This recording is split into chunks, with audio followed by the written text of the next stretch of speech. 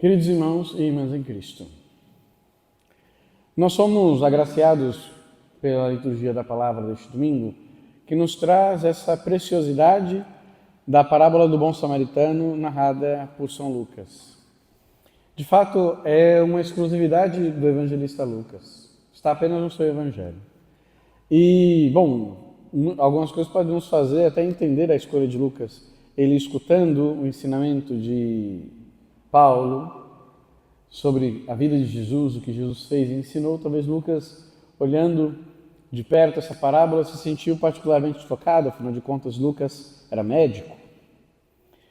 E essa parábola Jesus a conta para responder uma pergunta que tem como objetivo não entender melhor, mas criar confusão, confundir ainda mais. E a pergunta que o mestre da lei faz para Jesus é: o que eu preciso fazer para ir para a vida eterna? O que eu preciso fazer para ir para o céu? E Jesus responde sem responder. A resposta de Jesus é: mas basta você olhar os mandamentos. A lei de Deus, o que ela diz? O que precisa fazer? Bom, e aí o homem vai dizer: a lei de Deus diz amar a Deus de todo o coração, com toda a vida, com todo o ser que uma pessoa tem. E amar o próximo como a si mesmo. E aí Jesus louva a resposta desse homem. Ele acertou na mosca. Exatamente. É isso mesmo. Faz isso e você viverá. Faz isso e você vai ter a vida eterna. É simples. É simples. Só que o homem, justamente querendo se justificar, porque Jesus mostrou que é algo simples. E ele, mestre da lei, deveria ter feito uma pergunta bastante complexa, para ficar ali horas discutindo sobre o que é, como fazer, como não fazer. A pergunta que ele fez, a resposta foi muito simples. Então, ele querendo justificar-se, aí ele faz a pergunta mais difícil. Então, mas quem é o meu próximo? Essa pergunta é mais complicada. Agora sim, agora acertei. Porque a pergunta quem é o próximo era uma coisa discutida pelos judeus. Na verdade, no Antigo Testamento aparece várias vezes uma tentativa de identificar quem é o próximo. O próximo às vezes aparece dizendo que o próximo é o familiar, aquele que mora comigo, da minha família, que eu tenho algum parentesco. Em outros momentos, o próximo é o israelita. Então eu, membro do povo de Deus, devo amar o outro que é membro do povo de Deus. Aquele que é estrangeiro, bom, eu ajudo, mas amar, eu amo o meu povo. Eu amo aqueles que fazem parte do meu povo. Então a pergunta ficou boa, mas quem é o meu próximo? E aí Jesus também não responde. De novo ele vai perguntar, mas no final. Só que Jesus conta a parábola. A parábola apresenta os personagens. Primeiro é o homem que está descendo de Jerusalém para Jericó.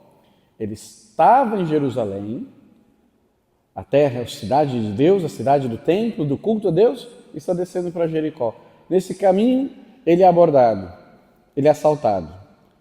E os homens, além de roubá-lo, o espancam tanto que ele fica ali jogado no chão, quase morto. Naquela hora, passado um tempo, 2 homens vão passar por aquela estrada. O primeiro é um sacerdote. O sacerdote é o homem de Deus. É o único que pode oferecer a Deus o sacrifício. Os sacrifícios de Israel, que eram trazidos para ser ofertados a Deus, precisavam ser entregues nas mãos dos sacerdotes. A pessoa não podia oferecer ela mesma um sacrifício a Deus. O sacerdote é que tem que fazer. Ele foi ungido para realizar isso. E aí, o sacerdote que oferece a Deus o sacrifício, ele, homem do sagrado, homem das coisas de Deus, o sacerdote passa naquela estrada, vê aquele homem e vai dizer o Evangelho: foi para o outro lado da rua, daquela mesma estrada, e seguiu o caminho. Depois, um levita passou por ali também. Quem é o levita? O levita é da tribo de Levi. Os levitas, eles são os reservados por Deus para cuidar das coisas de Deus. Então, tudo aquilo que diz respeito ao culto divino, são os levitas que cuidam. Os levitas cuidam do templo, os levitas cuidam dos utensílios, os levitas preparam os sacrifícios. Os levitas não oferecem, eles não são sacerdotes, mas eles preparam tudo. Os levitas, tem os levitas cantores, que cantam os louvores de Deus, cantam os salmos durante o dia inteiro no templo em Jerusalém. O levita, homem de Deus, reservado para as coisas de Deus. O levita passou por ali, viu o homem, foi para o outro lado da estrada e seguiu o caminho. O primeiro ensinamento que o Senhor, desenhando esses dois personagens, que o Senhor quer nos dar, é justamente explicar o mandamento que o mestre da lei identificou muito bem. Amar a Deus de todo o coração, amar a Deus acima de tudo. Em primeiríssimo lugar, Deus. Mas de muito pouco serve amar a Deus se eu não amo o próximo.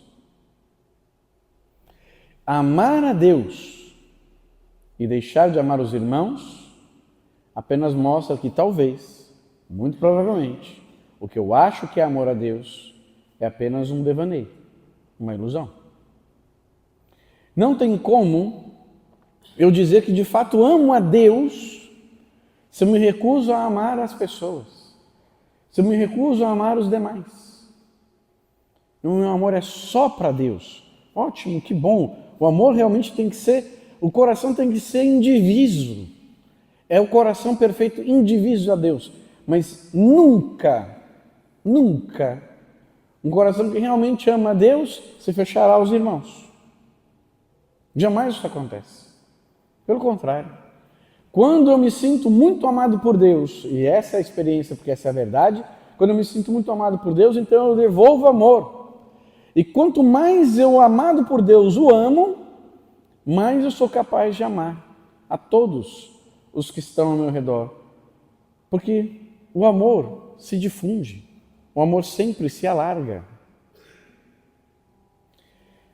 É falsa a ideia de que nós temos dois botões, que é só apertar. Apertei o botão do amor de Deus, né? O amor a Deus, pronto, estou amando a Deus.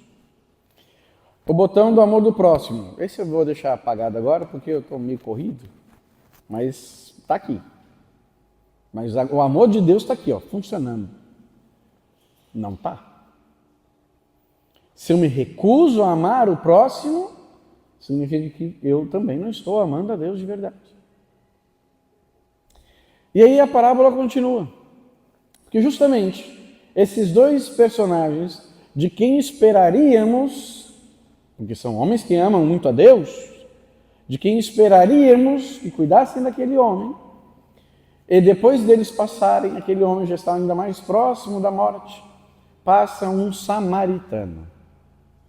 Jesus disse, um samaritano que estava de viagem passou por ali. Quando Jesus falou isso, 80% das pessoas que estavam escutando Jesus ficaram de cabelo em pé, morrendo de raiva, só de ouvir. Porque Jesus falou de um samaritano, colocou um samaritano na história. Eles tinham um ódio, os judeus tinham um ódio dos samaritanos. Sentiam os samaritanos como a pior coisa que tinha no mundo. De fato, chamavam os samaritanos de cachorro, desprezíveis. Isso porque os samaritanos, eles ficavam no alto, embaixo, no mapa ali, embaixo fica a Judéia, no meio fica a Galileia e em cima fica a Samaria. Claro, tem muito mais coisa aqui nesse meio, mas basicamente. Os samaritanos realmente eles eram descendentes de Abraão, mas tinham se misturado com os povos pagãos. Então o culto a Deus lá era bagunçado, eles não iam a Jerusalém prestar culto a Deus, eles faziam lá mesmo, um monte de coisa. E os judeus olhavam para eles e tinham uma raiva. E aí Jesus puxa um samaritano para a história e diz: por acaso um samaritano passando por ali acudiu aquele homem.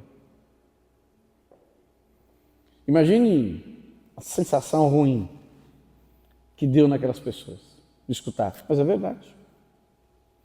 E o que faz o samaritano? O samaritano faz por aquele homem desconhecido, mas que precisava de ajuda, faz tudo o que ele podia fazer. Tudo o que ele podia fazer. Se o samaritano tivesse socorrido aquele homem, pego aquele homem da estrada, colocado em cima do seu jumento e levado para a hospedaria e deixado lá para ser cuidado, ó gente, achei esse moço, ele estava lá todo estrupiado, lá bateram nele, ó. Ele está quase morrendo. Eu coloquei ele no meu animal e trouxe aqui. Eu não posso fazer muito por ele não, ele tem que ir embora. Mas assim, ó, alguém ajuda ele. No mínimo, ele seria chamado de herói. Salvou a vida do moço que estava lá jogado. Mas o que faz o samaritano? Se aproxima do homem e, primeiro, cuida das suas feridas. Os primeiros socorros, já ajuda ele ali. E aí vai dizer o Senhor, deitou nas suas feridas azeite e vinho. Esses dois elementos não são à toa. O vinho não é para ele encher a cara em algum momento e o azeite não é para temperar salada. O vinho é alimento e ainda esquenta o corpo à noite, no frio. E o azeite é para ter luz, para colocar nas lâmpadas que eram a óleo, para ter iluminação no meio da noite, caso ele não encontrasse uma hospedaria para passar a noite, e tivesse que passar a noite no meio do nada. Esse homem pega as suas provisões e derrama nas feridas daquele que estava jogado no caminho. Depois pega esse homem e coloca em cima do seu jumento. E agora ele vai andando. E o homem no animal. E agora ele vai andando e puxando o animal e o homem até a hospedaria. Quando chegar lá, ele vai para o quarto. E o momento que era para ser dele de dormir, porque ele passou o dia inteiro viajando, e o dia seguinte também seria de viagem, ele passa a noite inteira cuidando daquele homem. De manhã, ele chega no seu limite. Eu preciso ir embora. Eu não posso ficar. Eu preciso ir embora. Mas ele não se dá por satisfeito. Ele vai até o dono da hospedaria, dá 2 moedas de prata e diz: 2 moedas de prata são 2 dias de trabalho. Cuida dele. Cuida dele, porque ele precisa ser cuidado. Então eu estou te dando dinheiro aqui, estou te pagando. Cuida dele. E como se não fosse bastante, ainda diz para ele: e se você gastar a mais do que isso que eu estou deixando, quando eu voltar, você anote tudo, porque eu vou te pagar. Isso que o samaritano fez se chama generosidade.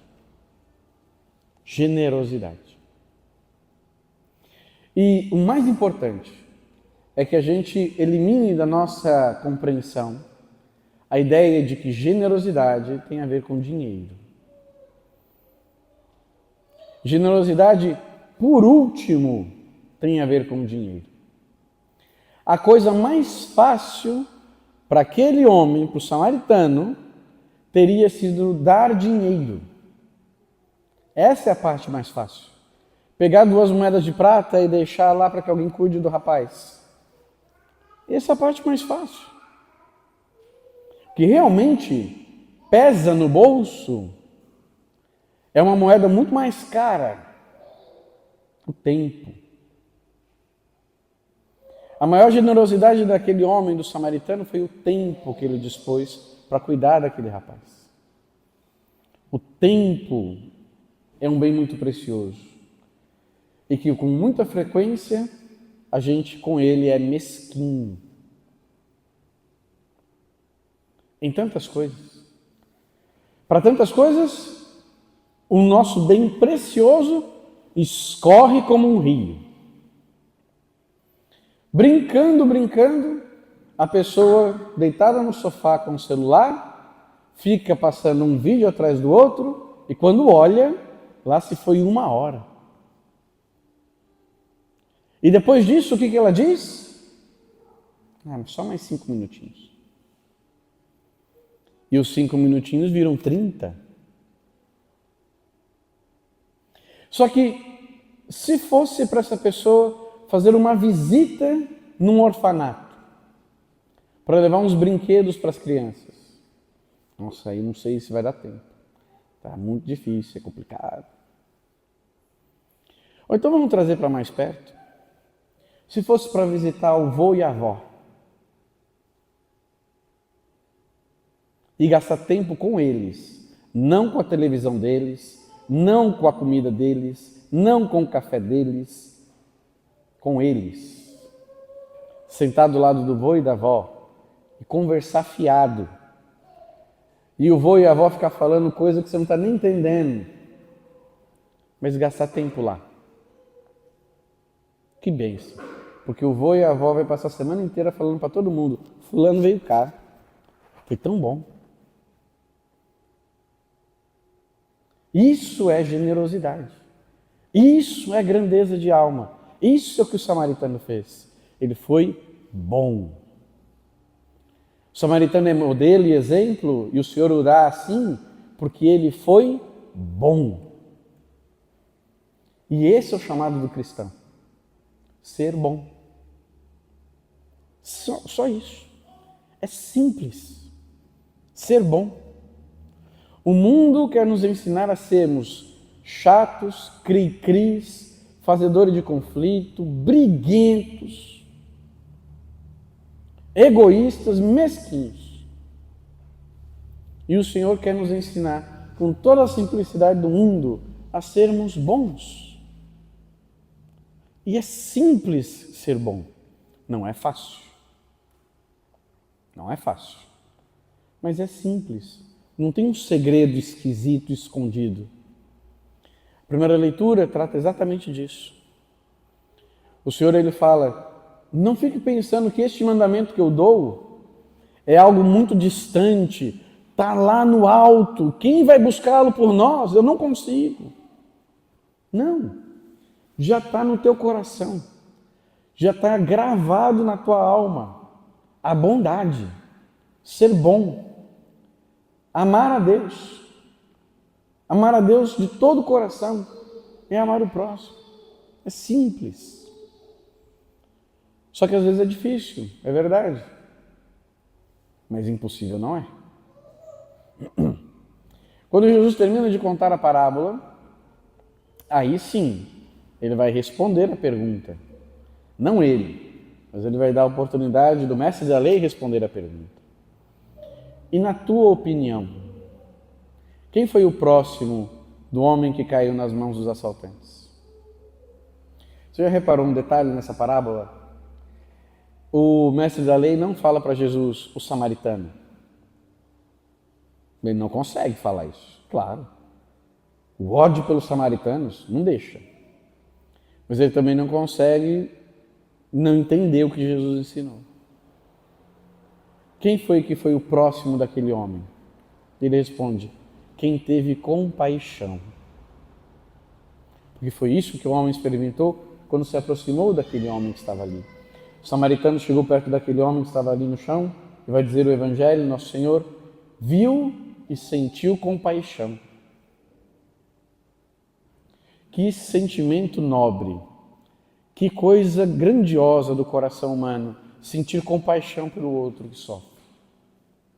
Como é bonito quando nós sentimos compaixão uns dos outros.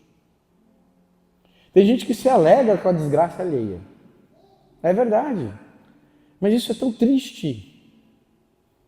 Ficar feliz porque algo ruim aconteceu. Ou pior, ficar triste porque algo bom aconteceu. Tem gente assim, é verdade. Tem gente ruim no mundo, ninguém está falando que não tem. Mas, independentemente disso, o que o Senhor nos chama a ser é semelhantes a Ele. Sermos semelhantes a Ele. Nutrir sentimentos como os sentimentos de Cristo, vai dizer São Paulo aos Filipenses. Os sentimentos de Cristo, e um sentimento bonito como este, a compaixão. Jesus sentiu compaixão. O samaritano sentiu compaixão. Devemos nos treinar também nós para sentirmos compaixão uns dos outros. Mas lembrando, o que está aqui em ato é a compaixão, não é dó. Dó não gera nada. Dó não faz nada. Compaixão, sim. Porque a dó faz com que eu olhe de fora para o sofrimento do outro e me limite a permanecer distante. Eu olho para aquela pessoa sofrendo, ah, tadinha, ah, nossa, que pena, ah, que dó, mas não estou disposto a fazer nada por ela. A compaixão não. A compaixão eu me aproximo para dizer, eu não posso tirar o sofrimento seu, mas eu posso estar com você na hora do seu sofrer. E tudo que eu puder fazer para te ajudar, eu farei. Uma coisa simples para nós entendermos o que é compaixão. Uma coisa bem comum de acontecer, de a gente ver. A pessoa, domingo à noite, assistindo Fantástico, entenda bem o que eu estou dizendo. A pessoa à noite, assistindo Fantástico na televisão, e lá passa um documentário, uma matéria sobre as crianças que passam necessidade lá na África. Jogando bola com um coco seco no chão, com uma pedra, só para se divertir de alguma forma. E aí a pessoa olha para aquilo, se emociona, chora, pensa, meu Deus, será que eu não posso fazer nada? A gente devia, Deus devia me ajudar a fazer alguma coisa para essas pessoas. Tá bom, é um sentimento. Mas por que eu não tenho o mesmo sentimento olhando as crianças que têm tanta necessidade aqui? Aqui. A gente vai para as comunidades no meio do mato, aqui as comunidades rurais nossas, a gente vê em cada coisa. A gente vê cada casa. Não precisa ir para a África. E não estou dizendo que não se deve ajudar, mas a gente não precisa ir para a África para fazer o bem para alguém. A gente pode ir aqui. Hoje de manhã a gente celebrou o batismo de uma senhora catecúmena, doente. Adiantamos o batismo dela por causa da doença. Nós celebramos o batismo dela, uma senhorinha bem fraquinha, mas um coração tão bom, mas muito fraquinha.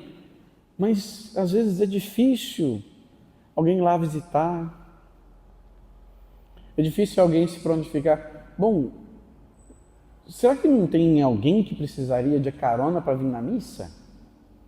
Um velhinho que gostaria de vir na missa? Eu vou lá e busco. Coisas simples, é claro, às vezes a gente não tem ideia, mas a gente pode perguntar. A gente pode ir na igreja, pode ir no padre, pode ir na pastoral da caridade e falar, olha, eu queria ajudar as pessoas, o que eu posso fazer?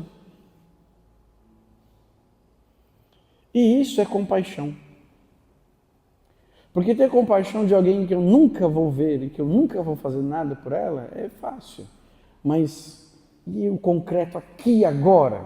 Para quem eu posso fazer o bem? O bem sempre pode ser feito. Todos podem fazer o bem. Você não precisa esperar uma grande ocasião para você fazer o bem. Faça o bem desse tamanhozinho. Se é o bem do seu dia desse tamanho, faça. Pequenininho. Porque é pequeno para você, mas para quem vai receber, você não faz ideia do que pode causar. A gente não faz ideia do que uma visita pode fazer na vida de alguém. A gente não faz ideia do que uma mensagem pode fazer. do que um brinquedo pode fazer na vida de uma criança. Então, amarmos concretamente também os nossos irmãos. Não só a Deus, mas Ele em primeiro lugar. Mas lembrar que amar o próximo, amar o irmão, também é mandamento de Deus. O Senhor espera que nós o amemos nos irmãos que estão aí, que Ele nos deu, que Ele colocou no nosso caminho. Peçamos, portanto, irmãos e irmãs, que o Espírito Santo nos inspire, que o Senhor nos ajude, nos anime a vivermos isso. E que na tranquilidade de cada dia nós sejamos generosos, como o Senhor é generoso sempre conosco. Amém.